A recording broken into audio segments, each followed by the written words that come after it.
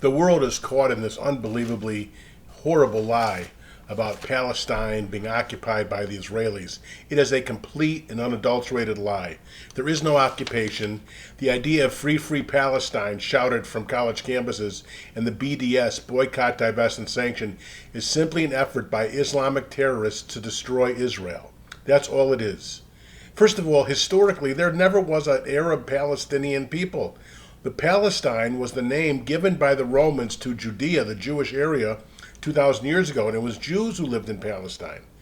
Virtually all the Palestinians today are carpetbaggers from Egypt, Saudi Arabia, who came there when the modern pilgrims of the Israelis came and made the ground fertile again. So it's complete garbage to say that this was land stolen from the Palestinians. Jordan is historic Palestine. When you think about the 20th century, early 20th century mandate for Palestine, most of it is Jordan today. That's the Palestinian country. But to take that little sliver of land, Israel could fit into New Jersey 10 times. Tiny little, it's 9 miles wide between the West Bank and the Mediterranean in various places. Tiny little country, to divide it up among two people, one of whom wants all Jews dead, is a non-starter.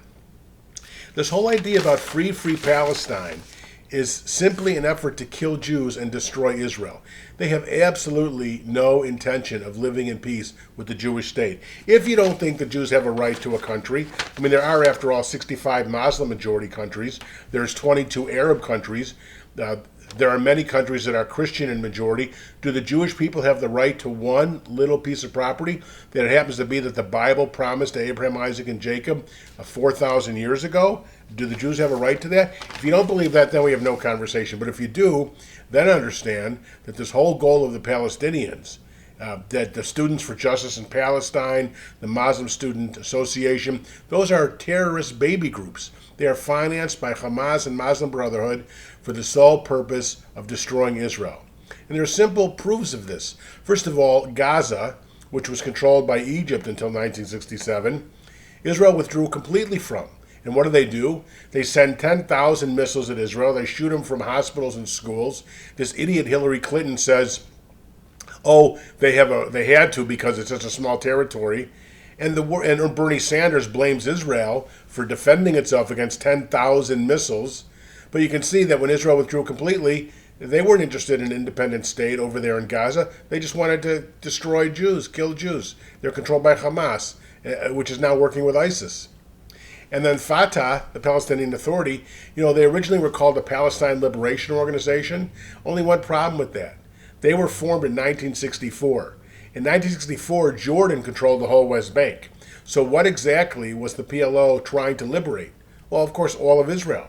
They believe that Tel Aviv, they believe every city in Israel belongs to them. It's not just the West Bank and Gaza. They have no intention of living in peace with a Jewish state.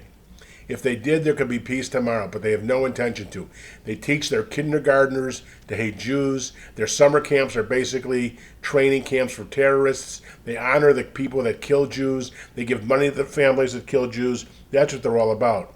Now, despite all this, Israel has never stopped thinking, delusionally in my opinion, that there could be peace.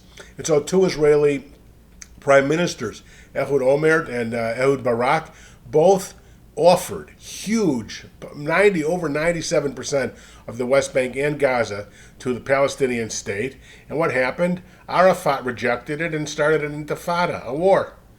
Because they have no interest, and they know that any Palestinian figure that would ever make a peace accord with Israel would be dead the next day. They are ruthless, barbaric terrorists, just like ISIS. Anybody who thinks that you could ever make peace with the Palestinians, or in fact, that they want peace, are delusional, or they're just anti-Semitic. I mean, it's very simple. And Judea and Samaria, which the world calls the West Bank, is Jewish land anyway. Read the Bible. Every inch of that land is a place mentioned in the Bible. It's Jewish land. It always has been Jewish land. How did it get to be this non-existent phony Palestinian people that were just created mythically by the Soviets and the Arab world to be a thorn in the side of Israel? And Jerusalem. The Jews want to build an apartment in Jerusalem, and Hillary Clinton, that calls up Bibi Netanyahu and screams at him, "How dare the Jews build in East Jerusalem?" Well, do you know that there are 200,000 Jews in East Jerusalem? 200,000.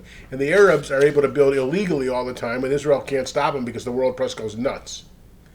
And so the basic point is this: free Palestine and the BDS movement and end the occupation are all subterfuges to kill Jews and destroy Israel.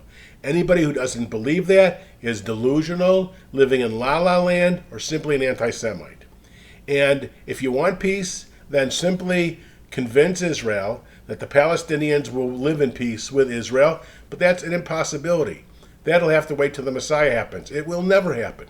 They are terrorists, just like all the other terrorists. Anybody who doesn't think so is simply crazy.